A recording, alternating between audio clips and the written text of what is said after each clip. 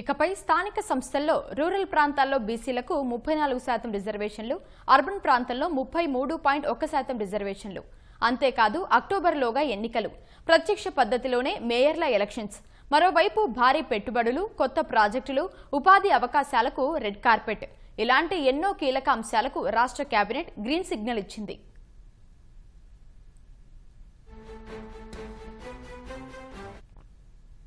ముఖ్యమంత్రి చంద్రబాబు అధ్యక్షతన జరిగిన రాష్ట్ర మంత్రివర్గ సమావేశంలో పలు కీలక నిర్ణయాలకు ఆమోదం లభించింది. దాదాపు 57 అజెండా అంశాలకు ఆమోదముద్ర వేసింది. స్థానిక పోరులో రూరల్ ప్రాంతాల్లో బీసీలకు 34% రిజర్వేషన్లు, అర్బన్ ప్రాంతంలో 33.1% రిజర్వేషన్లు అమలు చేసేందుకు కేబినెట్ పచ్చజెండా ఊపింది. కేంద్ర ఆర్థిక సంఘం నుంచి రావాల్సిన 16,500 కోట్ల నిధులు మురిగిపోకుండా అక్టోబర్లోగా స్థానిక సంస్థల ఎన్నికలు నిర్వహించాలని కేబినెట్ నిర్ణయించింది. మేయర్ ఎన్నికలను ప్రత్యక్ష పద్ధతిలో నిర్వహించాలని, పాత విధానంలో ఒక్క డిప్యూటీ మేయర్ పదవికే పరిమితం కావాలని నిర్ణయం తీసుకుంది. యువతకు ఉద్యోగ అవకాశాలు కల్పించేలా 10,060 పోస్టులతో జాబ్ క్యాలెండర్కు కేబినెట్ ఆమోదం తెలిపింది. పరిశ్రమల రంగంలో భారీ పెట్టుబడులకు పచ్చజెండా ఊపింది. కర్నూలు జిల్లాలో అగస్త్య గ్రీన్ ఎనర్జీ 12 గిగావాట్ల సిలికాన్ ఇంగాట్, వేఫర్ తయారీ ప్లాంట్ ఏర్పాటుకు గ్రీన్ సిగ్నల్ ఇచ్చింది. 7,799 కోట్ల పెట్టుబడితో చేపట్టే ఈ ప్రాజెక్టుతో దాదాపు 1000 మందికి ఉపాధి అవకాశాలు లభించనున్నాయి. విశాఖపట్నంలో Akshat green tech solar cell, module plant ఏర్పాటుకు కేబినెట్ ఆమోదం తెలిపింది. ఈ ప్రాజెక్టు విలువ 1600 కోట్లు కాగా 750 మందికి ఉద్యోగాలు లభించనున్నాయి. శ్రీకాకుళంలో కోరమాండల్ ఇంటర్నేషనల్ పాస్పారిక్ యాసిడ్ ప్లాంట్కు 450 ఎకరాల భూమి కేటాయింపునకు ఆమోదం లభించింది. చిత్తూరులో హిందాల్కో అల్యూమినియం ఎక్స్ట్రూజన్ విస్తరణకు 60 ఎకరాల కేటాయింపునకు కేబినెట్ గ్రీన్ సిగ్నల్ ఇచ్చింది. విశాఖలో లాజిస్టిక్స్ పార్క్, నెల్లూరులో mega industrial park, thermal power plant తదితర ప్రాజెక్టులకు సంబంధించిన ప్రతిపాదనలకు కూడా ఆమోదం తెలిపింది.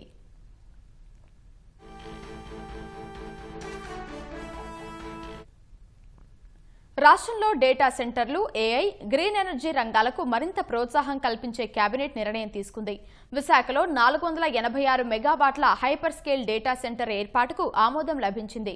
అనకాపల్లిలో 1000 మెగావాట్ల గ్రీన్ డేటా సెంటర్, విశాఖలో 512 మెగావాట్ల ఏఐ డేటా సెంటర్ ఏర్పాటుకు కూడా కేబినెట్ గ్రీన్ సిగ్నల్ ఇచ్చింది. డిక్సన్ టెక్నాలజీస్ ప్రాజెక్టుతో సుమారు 7,000 ఉద్యోగాల కల్పనకు సంబంధించిన ప్రతిపాదనకు ఆమోదం తెలిపింది. ఇంధన రంగంలో 80, 200 మెగావాట్ల హైబ్రిడ్ ప్రాజెక్టులు, 120 మెగావాట్ల సోలార్ ప్రాజెక్టు, 250 మెగావాట్ల సోలార్ విస్తరణకు కేబినెట్ ఆమోదం ఇచ్చింది. కాకినాడలో గ్రీన్ అమోనియా, బయోగ్యాస్ ప్రాజెక్టులకు కూడా గ్రీన్ సిగ్నల్ లభించింది. 8,161 కోట్ల అంచనా వ్యయంతో 950 మెగావాట్ల కమలాపాడు హైడ్రో ప్రాజెక్టుకు ఆమోదం తెలిపింది. తిరుపతి, సూర్యలంక, కేసరపల్లి, కాకినాడలో స్టార్ హోటళ్లు, లగ్జరీ ఎకో రిసార్ట్ ఏర్పాటుకు సంబంధించిన ప్రతిపాదనలకు కూడా కేబినెట్ ఆమోదం తెలిపింది.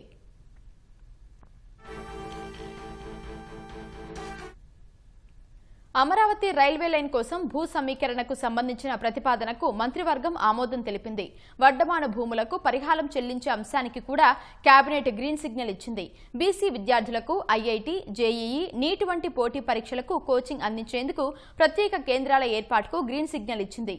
ప్రైవేటు యూనివర్సిటీల ఏర్పాటుకు సంబంధించిన బిల్లుకు ఆమోదం తెలిపింది. ఉన్నత విద్యలో ఫీజుల నిర్ణయ ప్రక్రియను మరింత పారదర్శకంగా మార్చేందుకు హయ్యర్ ఎడ్యుకేషన్ కమిషన్ బిల్లుకు కూడా ఆమోదం తెలిపింది. ప్రభుత్వ ఉద్యోగులకు హెచ్ఆర్ఏ పెంపునకు సంబంధించిన ప్రతిపాదనకు కేబినెట్ ఆమోదం తెలిపింది. ఏపీఎస్ బీసీఎల్కు 5,000 కోట్ల వర్కింగ్ క్యాపిటల్ రుణం తీసుకునే ప్రతిపాదనకు గ్రీన్ సిగ్నల్ ఇచ్చింది. అవయవ మార్పిడికి సంబంధించి ఏపీ ట్రాన్స్ప్లాంటేషన్ బిల్లుకు పచ్చజెండా ఊపింది.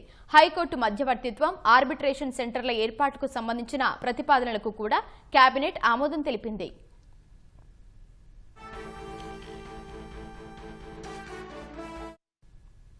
కేబినెట్ అజెండా పూర్తయిన తర్వాత సీఎం చంద్రబాబు వివిధ పరిపాలనా అంశాలపై మంత్రులు, అధికారులతో చర్చించారు. ద్రవ్యోల్బణం పెరుగుతున్న దృష్ట్యా నిత్యావసర ధరల నియంత్రణకు తక్షణ చర్యలు చేపట్టాలని ఆదేశించారు. సోషల్ మీడియాలో వస్తున్న నెగిటివ్ కామెంట్లపై ప్రభుత్వం, పార్టీ శ్రేణులు ధీటుగా స్పందించాలని సూచించారు. మద్యం బ్రాండులు పిచ్చి పిచ్చి పేర్లతో కాకుండా కమిటీ జాగ్రత్తలు తీసుకోవాలని సూచించారు. కంటైనర్లలో అక్రమంగా ఇసుక తరలిస్తే కఠిన చర్యలు తీసుకోవాలని సీఎం స్పష్టం చేశారు.